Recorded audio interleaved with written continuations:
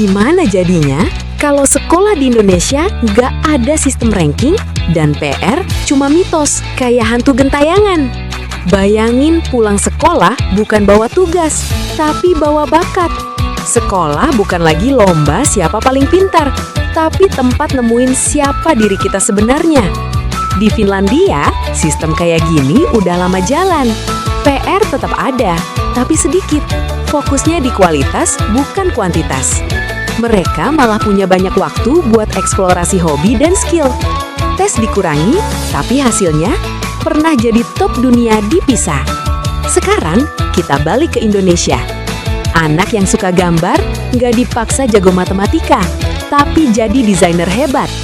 Yang suka bongkar mesin bukan dimarahin, tapi diarahkan jadi inovator. Sekolah berubah jadi tempat eksperimen hidup. Stres berkurang, burnout turun, anak lebih sehat mental. 20 tahun kemudian, kita punya SDM yang bukan cuma pintar, tapi kreatif dan adaptif. Karena fokusnya bukan nilai, tapi kemampuan nyata.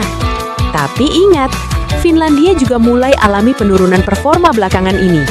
Jadi bukan soal meniru mentah-mentah, tapi gimana kalau kita bikin versi Indonesia sendiri?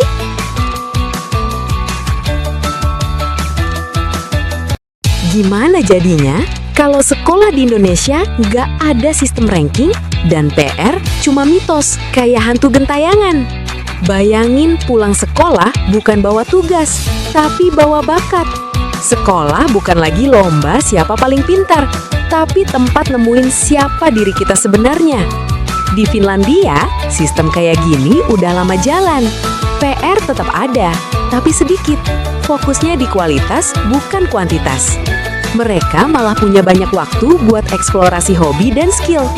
Tes dikurangi, tapi hasilnya pernah jadi top dunia di PISA. Sekarang, kita balik ke Indonesia. Anak yang suka gambar nggak dipaksa jago matematika, tapi jadi desainer hebat. Yang suka bongkar mesin bukan dimarahin, tapi diarahkan jadi inovator. Sekolah berubah jadi tempat eksperimen hidup. Stres berkurang, burnout turun, anak lebih sehat mental. 20 tahun kemudian, kita punya SDM yang bukan cuma pintar, tapi kreatif dan adaptif. Karena fokusnya bukan nilai, tapi kemampuan nyata.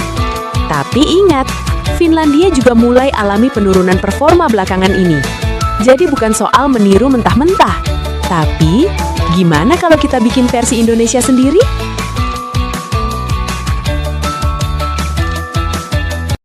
Gimana jadinya kalau sekolah di Indonesia nggak ada sistem ranking dan PR cuma mitos kayak hantu gentayangan? Bayangin pulang sekolah bukan bawa tugas, tapi bawa bakat. Sekolah bukan lagi lomba siapa paling pintar, tapi tempat nemuin siapa diri kita sebenarnya. Di Finlandia, sistem kayak gini udah lama jalan. PR tetap ada, tapi sedikit.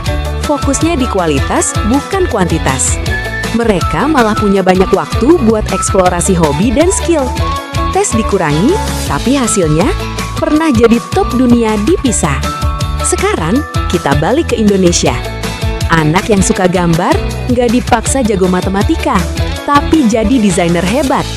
Yang suka bongkar mesin bukan dimarahin, tapi diarahkan jadi inovator. Sekolah berubah jadi tempat eksperimen hidup. Stres berkurang, burnout turun, anak lebih sehat mental.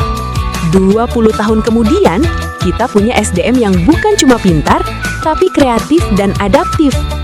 Karena fokusnya bukan nilai, tapi kemampuan nyata. Tapi ingat, Finlandia juga mulai alami penurunan performa belakangan ini. Jadi bukan soal meniru mentah-mentah, tapi gimana kalau kita bikin versi Indonesia sendiri?